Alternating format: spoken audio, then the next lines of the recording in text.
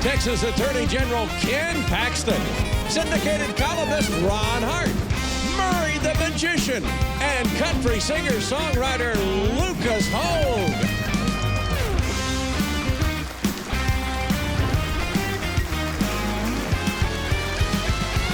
That's Trey Corley in the Music City Connection. And I'm your announcer, Keith Dobry. And now, here's Mike Huckabee.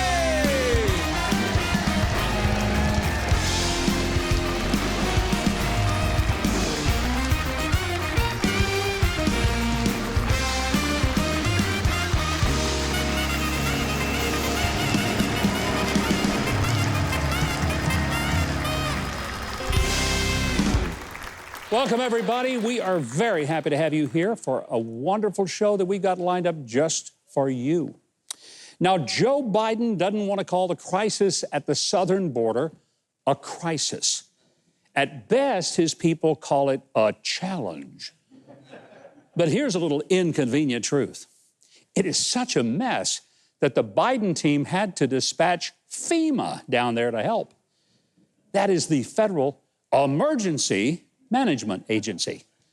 They get called out when there is a disaster. But Jen Psaki, the White House mouthpiece, says they got it all under control. That's like saying that the landing of the Hindenburg was pretty smooth.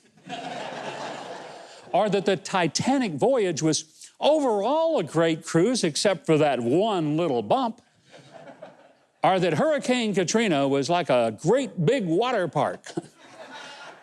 Why is it so hard for them to admit that what they have done on the southern border is an all-hands-on-deck Cat 5 disaster, and it was created because in their arrogance, they decided to immediately reverse the successful policies of the previous administration? I mean, they took Minnie Pearl's motto of, "Y'all come," as their message. And by the thousands, they have come. And many of them, this is tragic, are unaccompanied children. And there are so many of them that little storage units that are being used are housing children. And there are 1,800 of those children in a facility that has a capacity of 250. Kids are only getting one shower a week, living in conditions that certainly don't allow for social distancing, and they aren't getting COVID tests much. And when they do, and they test positive, they're still allowed in the country without a mask. Although 4-year-old Carter Kimball, an autistic boy from Benton, Arkansas, got removed from a Spirit Airlines flight just this past week because he didn't have a mask, even though he had a medical note indicating that he couldn't wear a mask because of his autism, as it caused him to have a meltdown. And then John Kerry, he was on a plane this week without a mask. So here's the deal. Illegal immigrants can cross the border without a mask.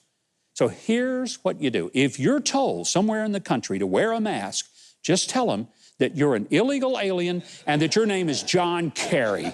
You'll be fine. You'll be fine.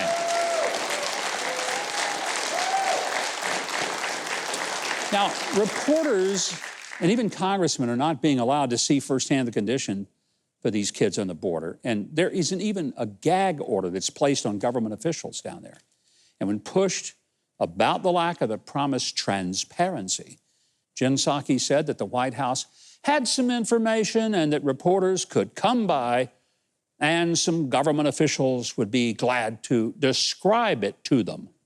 Did you get that? What?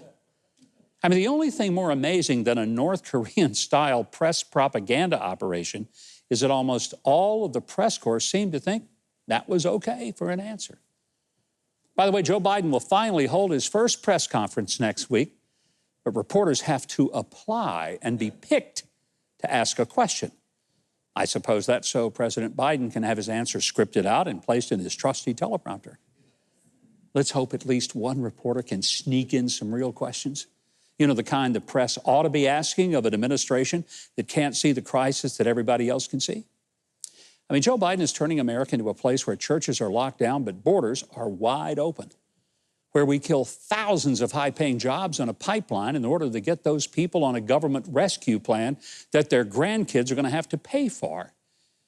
where we've got people in Hollywood wanting to cancel Pepe Le Pew and Dr. Seuss, but they give awards for pornographic performances of rap artists like Cardi B and Megan Thee Stallion on the Grammys that are so adult that the lyrics had to be totally changed and the costumes should have been changed, or at least covered up. In the meantime, the Biden bunch is covering stuff up, mostly just the truth about what's happening on the border.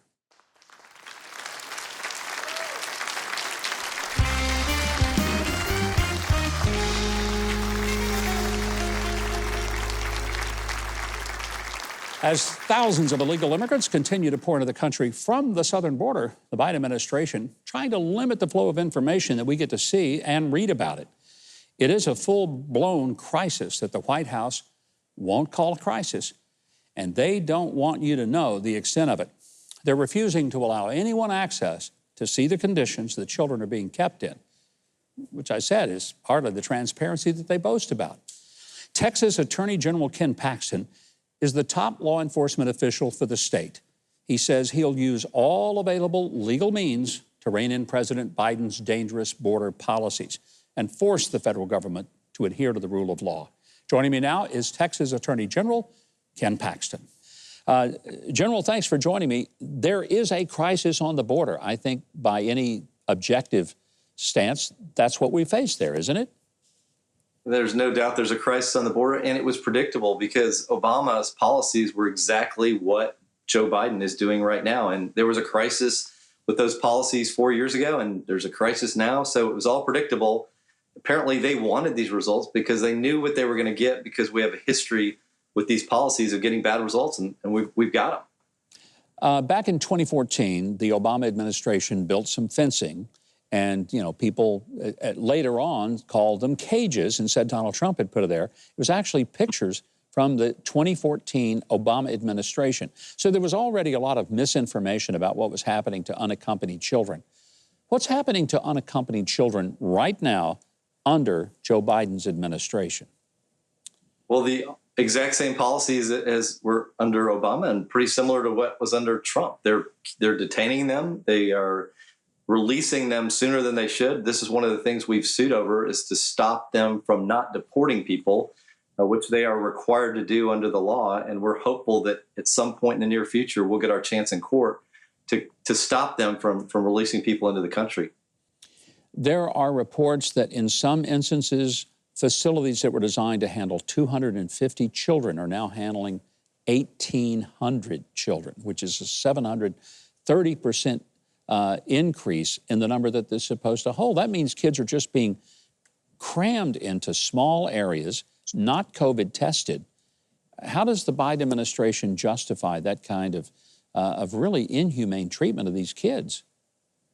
You know what? I think that's part of why you see them not wanting information out about this, because it's pretty clear to anybody that can see this, if we can see it, that this is not good for those children, that this policy of encouraging all these people to cross the border at the same time, and his signaling on day one that if you come across the border, we're not going to deport you for the first 100 days, kind of made people hurry to the border all at once and created the crisis that we're dealing with now. It was all very predictable, and I don't think they want people to really know how bad it is. Presidents don't get to just make up law as they go. I mean, that's why we have a legislative body called the Congress. And there is law in place about what happens when a person comes here illegally. The president has virtually suspended the enforcement of that law. Is that the basis upon which you're challenging the federal government's policies at the border? That's exactly the basis upon which we're challenging. The president, as you said, has no authority to just change the law. That's up to Congress. We have elected officials. They debate. They have hearings. They have a transparent process. With Joe Biden deciding unilaterally that we were no longer going to enforce that law, he doesn't have the authority to do that as president. We do have laws in this country, and even the president has to follow those laws. So we sued him, and we got a temporary injunction after 6 days. We now have a permanent injunction in place to supposedly keep him enforcing the law, but I'm not convinced he's doing it. If he fails to continue to comply by the law, even after a court says he has to, what is the next step? What can you do? What can anybody do if a president just sort of thumbs his nose and says, you know, I'm not going to do it? You know, that's a very interesting question. You'd almost have to have impeachment proceedings because you can't force him. If he doesn't follow court orders and he views himself as outside the law, he's running amok outside of our Constitution, outside of constitutional authority, outside of federal law. You know, it would be, I think, a constitutional crisis. Well, we don't have crisis on the border, though, General, because they've already told us we didn't. I don't understand why the White House is so reluctant. I mean, the climate issue is a crisis. You know, the issue of the economy is a crisis. COVID is a crisis. But we've got tens of thousands of people pouring over the border that we can't control. And somehow, according to the White House, that is not a crisis. Why can they not accept that it is? I mean, they've even sent FEMA to the border. FEMA is supposed to come involved when there is a disaster, a crisis, if you will. I think the reason they don't want to call this a crisis is because they created it, and they don't want to be held responsible for the consequences of their actions. Clearly, Donald Trump had a significant impact on illegal immigration with the building of the wall, with the message that you can't come here and get in, the message that if you're seeking asylum, you're going to have to wait in Mexico. These policies work. They worked like no other policies we've had, at least in my lifetime. And Biden reversed them, and the consequences are his. And I don't think he wants to be held responsible for what he created. So they will not call it a crisis. General, Texas has about 1,000 miles of border with the country of Mexico. So it's clearly front and center for every resident of Texas. And when people pour over the border and they get into the cities, maybe there's a perception that people in Texas sort of look the other way and they don't care. My experience of being down on the border and talking, not just to Border Patrol agents, but also to citizens, many of them who are themselves immigrants, but legal immigrants. They're not happy with illegal immigration. They know that it is detrimental to the economy of the entire state and to the country. Why didn't the president understand that? Does he ever talk to those people down there? Well, he has not made a trip to the border. And I think if he would go and talk to these border agents, talk to people that live along the border, I think he could see, one, that he's creating a tremendous risk with the spread of COVID, which he supposedly cares about.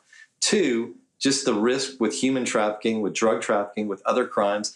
I would love for him to talk to some of these families that have lost loved ones to illegal immigration, where somebody's come across the border and killed one of their family members. That will change your perception of the border if you actually talk to people that have been negatively affected. So I wish he'd spend more time down there and get a real feel for what the people that are most impacted feel along the border. Well, I know that if you invite him, he will respond because of his great respect for you and Governor Abbott and others in Texas. I speak facetiously, of course. Ken Paxton, thank you so very much for joining us. By the way, you can follow the Attorney General of Texas on Twitter at Ken Paxton TX for Texas. And you can learn more about his work fighting for Texans at texasattorneygeneral.gov. Keith Bilbrey has a long list of our great guests tonight, and he's been begging me to let him tell you about it. Here he is. I hate to beg, but coming up on Huckabee, syndicated columnist Ron Hart, and later, the Dennis the Menace of Magic, Murray the Magician. Stay tuned.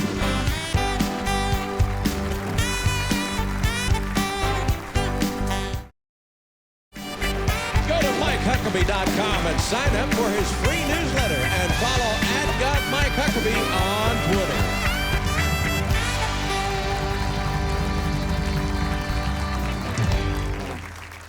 And welcome back. My next guest is my favorite syndicated columnist. He really is. Ron Hart combines biting humor, satire, and a whole lot of painful truth to make the news of the day entertaining as well as enlightening. He recently wrote that President Obama took out Osama bin Laden, President Trump took out top Iranian terrorist Qasem Soleimani, but not to be outdone, President Biden and his PC police got Mr. Potato Head Pepe Le Pew and the Cat in the Hat. Please welcome syndicated columnist Ron Hart. I never miss reading your columns. They're the best in the country going on right now because they're funny. So are you just a naturally funny guy? Naturally cynical, maybe.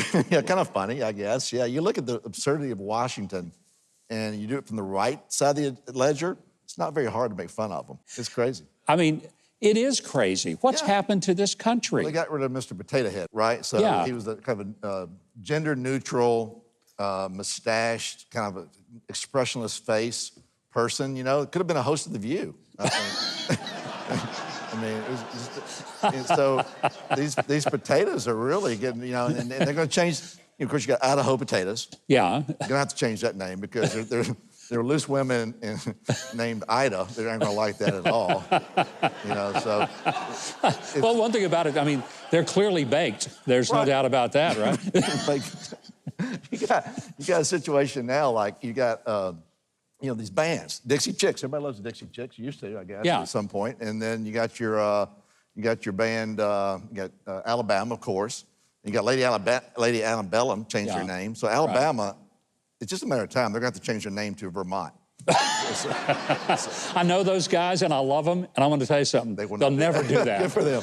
They are too real. I love them. Fat off of royalties, then and they deserved every penny of it for sure. God bless them. You also talked about this ridiculous interview that the Royals, Harry and Meghan, had with Oprah. Yeah.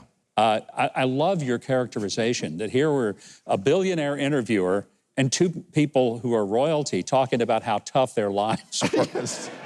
It's tough, right? You know, you got Woko Yono, you know, she broke up the Beatles and broke up that. So, you know, Harry, I didn't know he could be oppressed. I didn't realize that. I mean, that tells you about Hollywood. When you go to Hollywood, the highest form of endearment is to be oppressed, right? You aspire to be oppressed. It's hard having things. I like celebrity every now and then, like you seem to be that way. Like, hey, I'm enjoying this. This is a pretty good ride. Listen, I knew how I grew up, Ron. I was, you know, catching chickens when I was a kid. Anything beats that. So I'm quite happy doing what I do. I'm not oppressed. Too. What's the gratitude? You know, Tony Bennett's made a great career of having gratitude. Yeah. You gotta have gratitude. These people are just angry, and that's the culture we live in right now. It's a sad situation. Well, it's very true on what used to be late night comedy shows. We used to laugh at Johnny Carson and Jay Leno. Now all of these guys, they're supposed to be comedians and hosting comedy. They're not funny, and they're angry. Right. And they're just screaming out. Trump's ugly. He's fat. He's orange. There's no creativity anymore. It's not funny anymore. If I say Biden could throw his own surprise party, then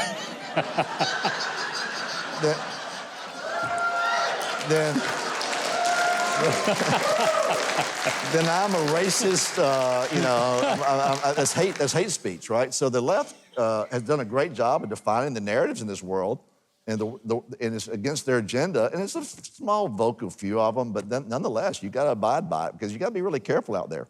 You know, we've talked, and a lot of this stuff is funny because it's the only way you can cope with it is to laugh at it. It's so ridiculous. But there is a serious side of all this, and that is that the woke cancel culture is really dangerous to free speech, to the Constitution.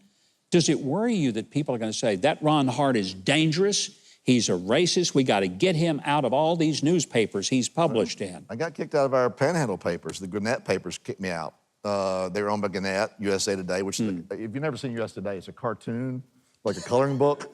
It's supposed to be a newspaper, but anyway, they kicked me out. So I'm still a 55 newspaper, just fine. But, you know, the cancel culture is a weird situation because you have freedom of speech in America right now, correct? As long as Facebook, Twitter, the HR department, you know, the feds are okay with what you say. It's not free speech if everybody has to okay what you say. No longer, you know, no one wants to have debate. They want to call you racist, put you in the corner, so you can't say that, and then it stifles free speech. I mean, Hitler did it in Nazi Germany. So, you know, the Night of the Long Knives got rid of all of his opponents. It's a slippery slope, and I've already picked out my re-education camp. I don't know if you have or not. No, where's yours going to be? I may want to go. You'll be funny to listen to. The Boot Hills in Missouri, I think is where I'm going to go. Oh, okay. It's really nice, yeah. But prison would be hard on me because there are no gangs that have financial advisors who also like to play golf. There's no gangs in prison, so. There's probably not. I know, so I might have a hard time. You know, you and I both grew up at the time when people on college campuses were rioting to have free speech, and now they're rioting to make sure they don't. Before I let you go, you do some stand-up. I mean, not just writing, but you do stand-up comedy at comedy clubs. And you're right about the free speech. I mean, on the campus, you know, like, and also the war. We were against the war. I'm a libertarian. I was against the wars early on. And Biden, first thing he does, instead of COVID relief and all this other stuff, he bombs Syria. Yeah. He's dropping a lot of bombs for a guy that owes me $1,400. Ron, we got to have you come back and do a stand-up routine for us. Love your columns. I hope everybody reads you. Everyone in America who has an open mind and a funny bone needs to be reading Ron Hart.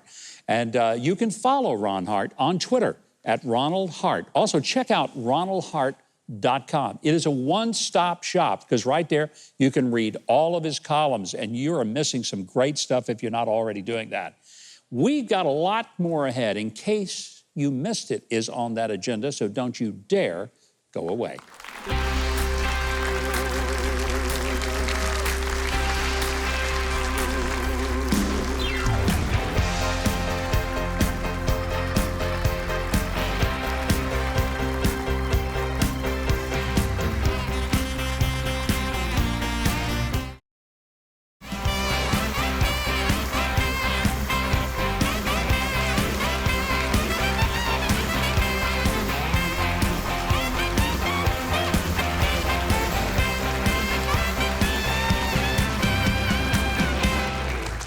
Welcome back, everybody, and let's give a great big hand to my favorite band in the whole world, Trey Corley, and the Music City Connection.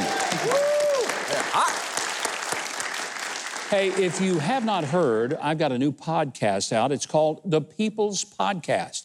It's a weekly show. We'll cover a wide range of topics with a lot of interesting guests. Please check it out and subscribe. How do you do that? Go to quakemedia.com/Mike.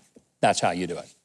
Well, from a pool full of bean dip to socially awkward cats, we've got the news you're going to devour on In Case You Missed It.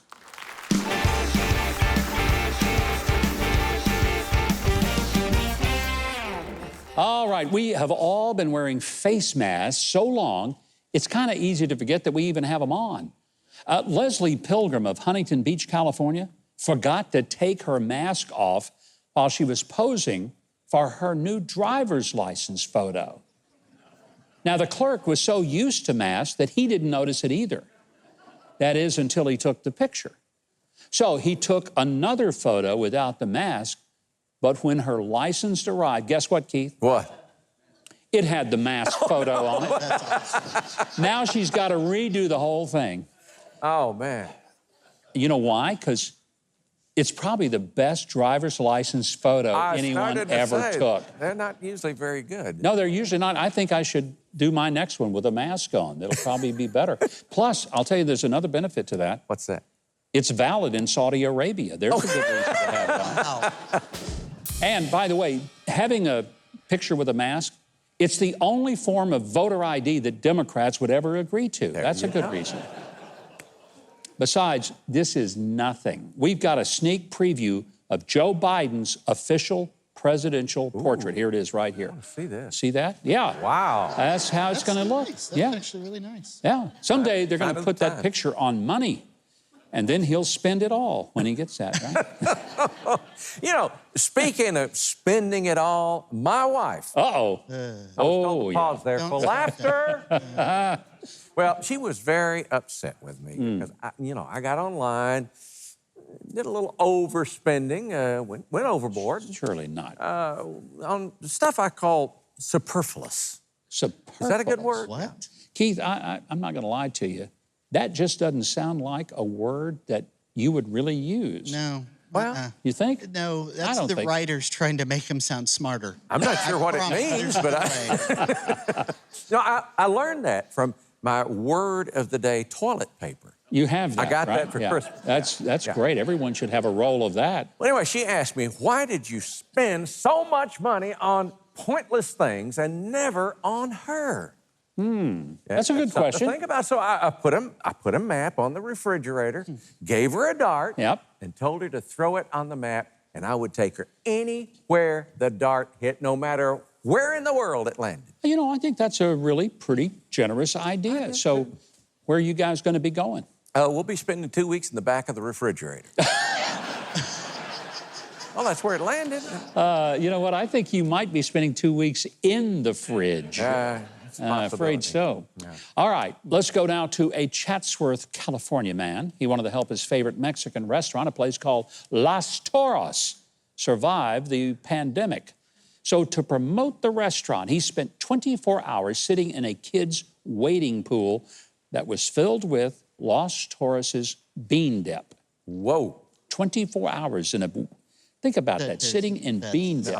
No. That's... No. I got to tell you, my mother-in-law, yeah. Well, I just want to tell you, I've seen some kids' wading pools, and it looked just like that. It really did. This guy's name is Hunter Ray Barker, but his friends just call him Chip.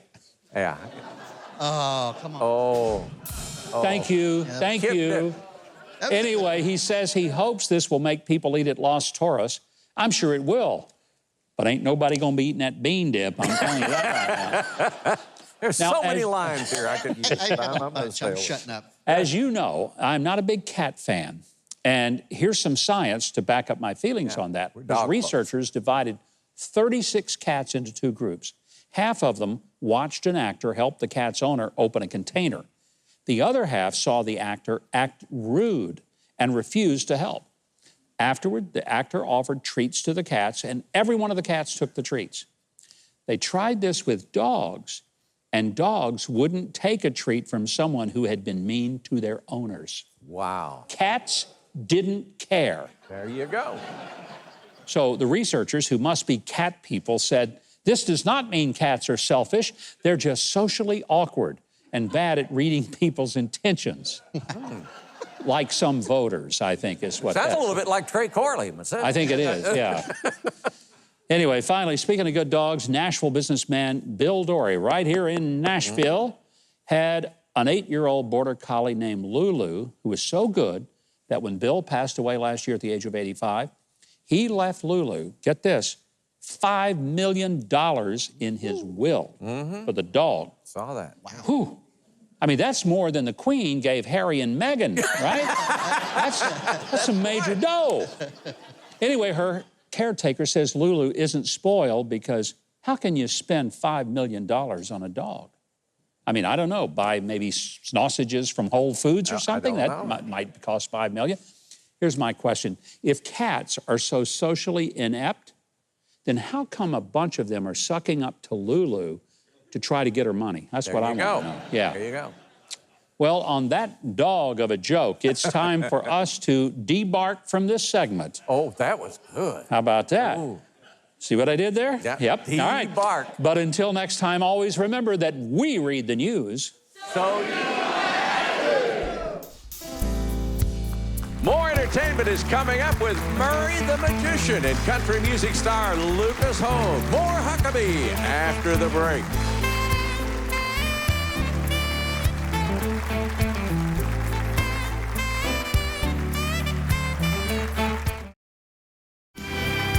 Next week, join Mike's guest Elizabeth Hasselbeck and Stephanie Quayle.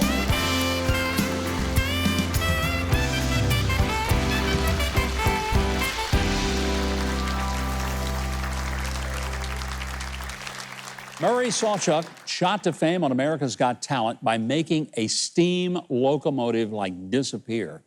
You've seen him on Masters of Illusion and on his YouTube channel, which boasts nearly 2 million subscribers. Folks, let me explain something. That's a lot of people subscribing on YouTube. There's a reason for that, and you're about to find out. He also performs every night at 2 Vegas resorts, the Tropicana's Laugh Factory, and then in the Luxor Review Fantasy. I want you to welcome the hilarious and amazing Murray the Magician. Thank you, Mike. Thank you so much. I am honored to be here. And so when I see you guys looking at me and you're going, wow, Phyllis Diller and Dean Martin had a baby, this is it. I'm just saying. So I always love trying new things. And I've been on Pawn Stars now for about 10 years. And we love old stuff. I love old stuff. And I brought something on the show I thought I'd share with you, Mike. It's an aptitude test in the 1930s. I thought it was kind of cool. Now, I have an aptitude test of my own. I want to show you. We're going to bring it on. I had many jobs from the age of 11 till 20, and I always had to do an aptitude test. By your applause, some of you have ever done an aptitude test for a job here before? Anybody? Yes? So you guys know what it is. Wonderful. This is Danny Elizabeth. And so I have my test here. Now, I'm not going to show you the test just yet. It's inside the envelope, all right? So you guys know it's there. I'm going to seal this up, just like so. And, Mike, I'm going to have you hang on to this for us, if you don't mind. Danny's going to bring it over to you. All right. All right. And your job is to hang on to that. You can keep it in full view at any time. Just don't tamper with it or run off with it. That's for you to keep, all right? Okay. So here's how this works, all right? Now, with this, it's a color test. Now, with aptitude test, for those who don't know, it's basically a skill set on what you can do for a job that you're trying to get, and they try to match you it. Now, with me, if you say test, I fail it every time. Just the word test makes me want to just not do well. So this is how it works, all right? We have a blue switch, blue bulb, green switch, green bulb, yellow switch, yellow bulb, red switch, red bulb. Now, if anyone happens to be colorblind watching, I apologize for the next 3 minutes. I literally went to dinner a few weeks ago in Vegas with a buddy of mine who's colorblind, and it's a nice Italian restaurant, and the lady walks over and asked him, would you like some red or white wine? And he goes, I don't care, I'm colorblind. So, anyways, here's the test. So the first test is a 3-part test. You'd be challenged. The blue switch, make the switch match the bulb. So, okay, so blue switch, blue bulb, right? And then green switch, green bulb, yellow switch, yellow bulb, and then, of course, the red switch, red bulb. So that'd be pretty simple to pass, I think. Yes, for most? Yeah, okay. Trey, even you? Yeah. Yeah, even. Perfect, just checking. Okay, perfect. So now we're going to take the bulbs out. This is kind of where it goes sideways just a little bit, okay? Now, Mike, I'm going to have you help me. You're going to stay there, but I'm going to have you help me now. Mike, you're going to be the blue bulb. Okay. Okay. And the idea is not to put the bulb back in the same socket, because we obviously know the switch works that socket. Yeah. So where would you like the blue bulb to go, Mr. Huckabee? Socket number 1, socket number 2, socket number 3, or socket number 4? Number 3. Number 3, blue bulb in socket number 3. Thank you, Mike. I appreciate that. We'll put this into the socket. Now let me see.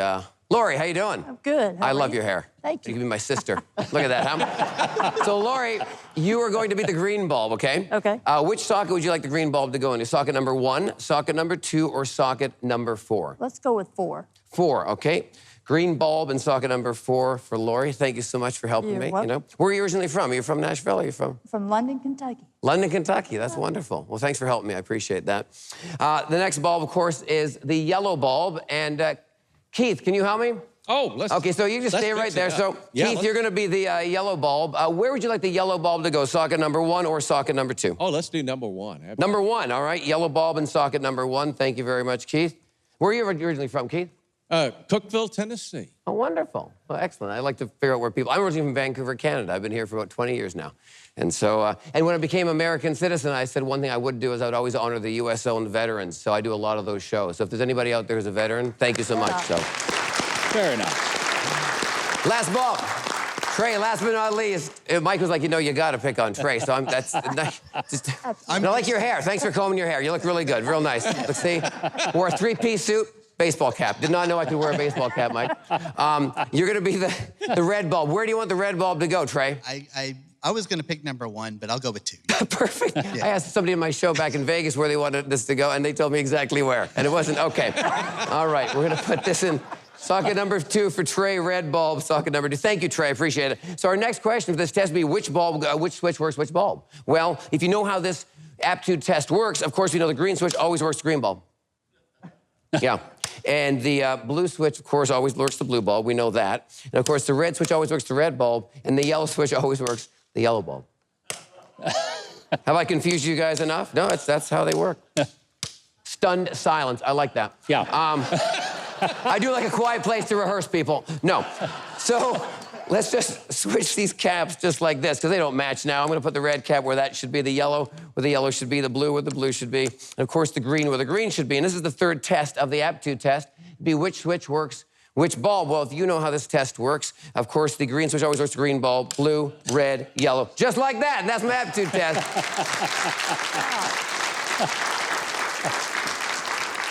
Now, look.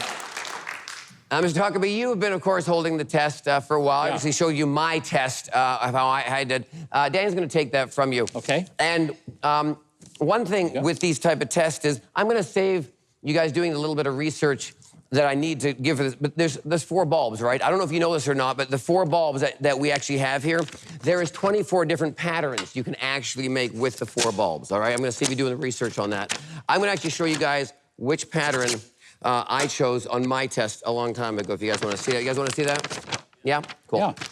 Here we go. Now, it's a totally free selection. Nothing's been preset with these people coming on. I know what TV people think that. It really hasn't, right, Mr. Huckabee? No. No. Okay, here's my pattern. Check this out. Have a look. You notice the yellow, the red, the blue, and the green match just like that. Now, look. I don't insult your intelligence. I know what you're saying. I said this was from the 1930s, and it could be. Or I could have made it last week in my garage to look old. And the switches may not even work. They may make that big clunking sound. There'll be somebody in the back of the room with an app turning the light bulbs on. I know how everyone thinks nowadays, right? We have Alexis, we have Siri. That's why I had this way beforehand, Mike, before we knew we were going to use, and of course the colors they're going to pick and all that stuff. So if you look really carefully, check this. I already knew that Keith would have the yellow bulb, Trey would have the red, Mike would have the blue, and Lori would have the green, just like that, everybody. And that's my aptitude test. Oh.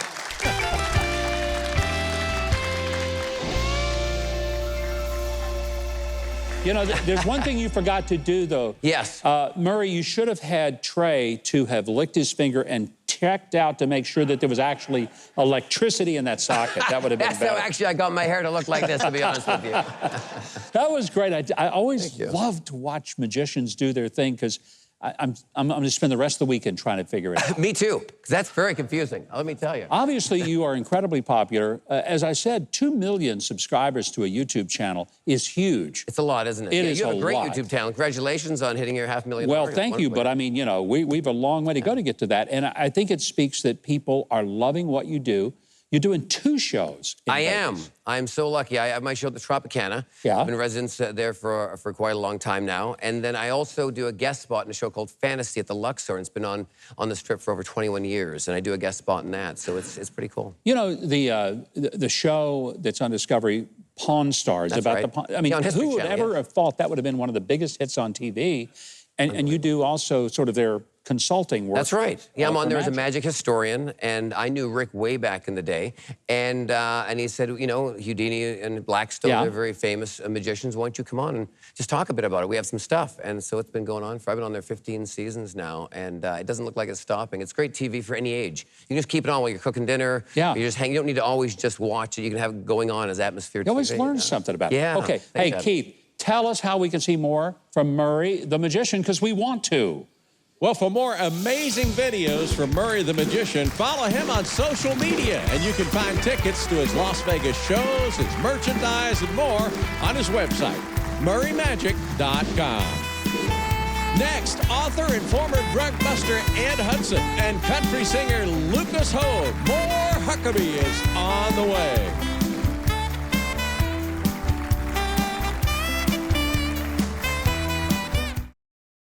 Kentucky was hit hard with major flooding last week, leaving thousands of people without food, water, or shelter. Samaritan's Purse is working diligently at this very moment to repair homes and distribute much-needed physical as well as spiritual care to those affected. But to continue doing God's work, they need people just like you, people who feel led to help these others and bless them with a financial and a spiritual gift. I hope that you'll consider calling the number on your screen, or you can visit Samaritan's Purse today, visit their website, and give to those in need. Thank you for doing that. Well, as a longtime law enforcement officer, Ed Hudson helped capture one of the most daring drug smuggling pilots of all time. How he went from pursuer to friend to spiritual mentor of that very same man is told in his incredible new book, As the Crow Flies, The Redemption of an International Drug Smuggler. Would you please welcome Ed Hudson? Ed, thanks for being here. Thank you. The story you write about is one you were personally involved in. Freddie Wayne Crow was a daring pilot who flew drugs from Central America back to the U.S., and he flew across the Gulf of Mexico so low, radar couldn't catch him. Yes, sir. It's so low that the waves would cause the sea spray to have salt collect on the windshield. I mean, that's nuts to fly that kind of... For 200 miles in a stretch. Wow. Yes. You were with the Florida Department of Law Enforcement assigned to try to capture this guy who was smuggling drugs, right? At the time, I worked at the Escambia County Sheriff's Office, and I was working narcotics. And I was called in just before Freddie's arrest, and because I'd worked the area that Freddie lived, and I knew a little bit about the people involved in the conspiracy. Yes, sir. For a long time, you didn't know who he was, his name, or they called him Rambo. Rambo. That's how he was known in the organization, because he didn't want to know anybody. Yeah. He didn't want them to know him because as people get knocked off, they begin to start talking, and he didn't want anybody to know Freddie Crow was involved. So he would dress up in camouflage and paint his face in camouflage and try to hide his identity, and it worked because they didn't know who he was, so they gave him the nickname Rambo, and that's how he was indicted originally. How did he get caught? He got caught because people did begin to talk, but he had a partner named Billy Deacle, and Billy had been a fugitive for about 3 years, and I happened to locate him there in Pensacola, and along with the rest of the narcotic squad, we arrested Billy, and during Billy's trial, it became known that Freddie was Rambo. Then he was arrested because he had already been indicted as well, just under the name Rambo. The thing that's really the crux of the book is you got to know him on a personal level. I mean, you are going after him as a law enforcement official. You arrest him. Yes, sir. Later, you become his friend. Yes, sir. And his spiritual mentor. How did that come about? Well, Freddie made the decision to change his life once he got arrested. He was looking at a life sentence. He cooperated with the investigation and received a 10-year sentence. I talked with him during interviews and stuff and began to build a rapport with him. And he actually was a witness in my very first case when I got hired with the Florida Department of Law Enforcement. But from that, he asked if he could call me from prison, and he would call me from time to time. And then as time came for him to get out, he asked if he could come see me. And it just began to build, and he eventually became a confidential source for the Florida Department of Law Enforcement, but just strictly because he had so much knowledge of the drug trade. Interviewed numerous times, and I was his handler. But Freddie his life had continued to improve. He had started his own business. He met the love of his life, Sandra, and everything was going great. And then he calls me up and tells me that he's been diagnosed with terminal cancer. And I'm a Christian, and I felt compelled by God to assist him in his last walk. And that's how he came to Christ. You guys built a bond. We did.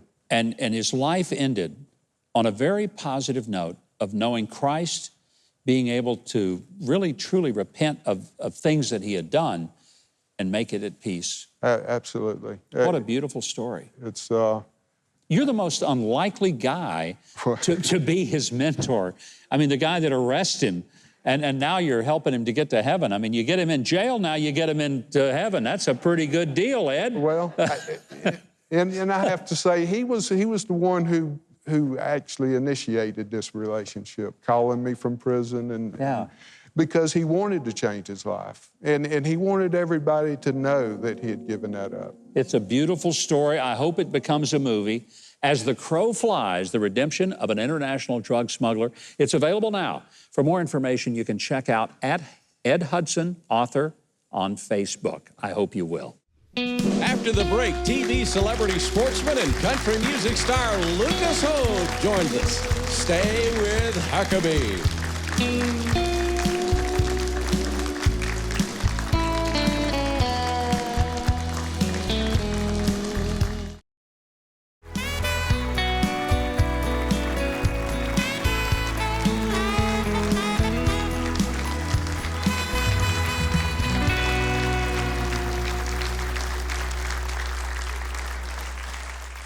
And welcome back. Country music star Lucas Hogue has been busy during the 2020 quarantine with various music and lifestyle projects.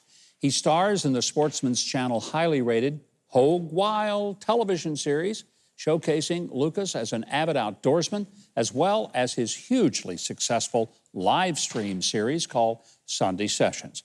Last time Lucas was with us, he took his bow and he shot an apple off my head. Watch.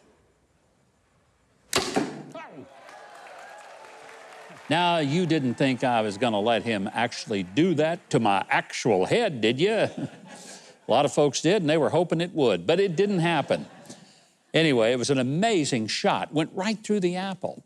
Well, this week, Lucas released his latest country music single. It's titled Get Lost. Here to tell us more, Lucas Hogue.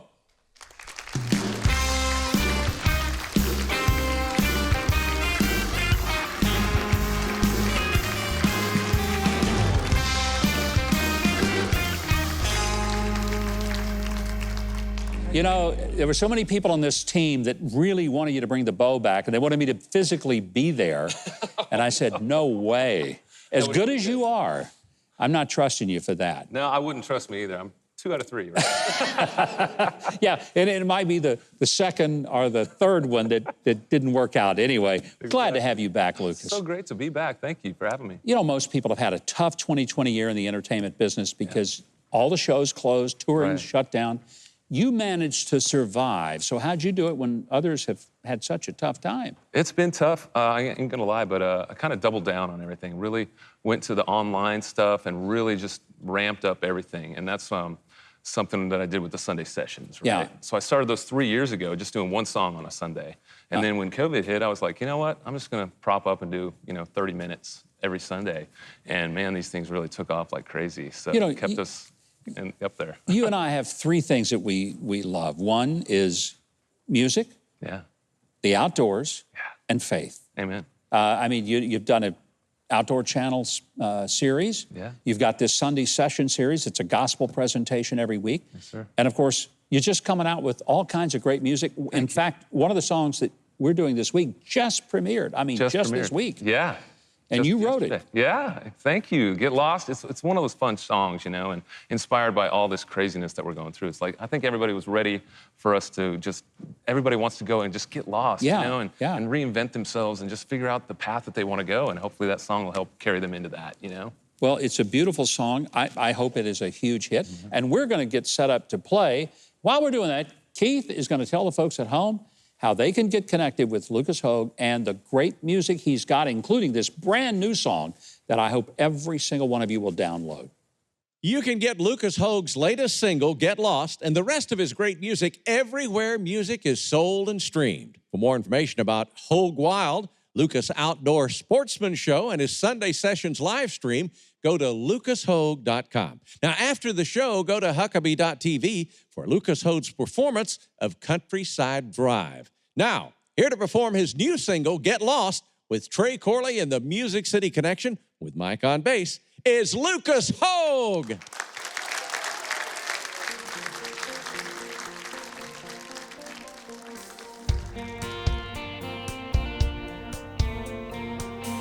California red, I'm whiskey straight laced to the ball cap, skull ring, I know you like that. Out of your uptown shine, in the back of my mind, I think it's time to see your countryside tonight and get lost, find a county line that we can cross and keep on going. There's a world I want to show you. Let's take off, leave the city lights in a dust cloud.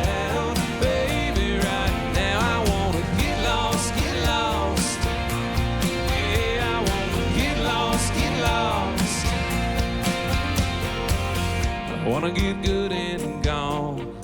We out there all alone with a million stars. Kiss you slow on the hood of my car.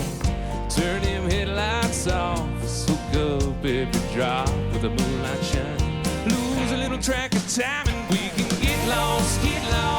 Find a county line that we can cross and keep on going. There's a world I wanna show you. Let's take off.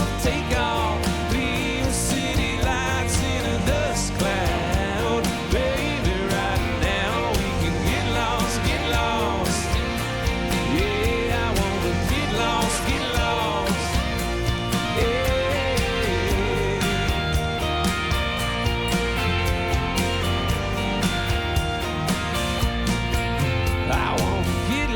Get lost out in the middle of nowhere. Get lost, girl, I know somewhere that we can get lost. Find a county line that we can cross and keep on going. There's a world I want to show you. Let's take off. Leave the city lights in a dust cloud.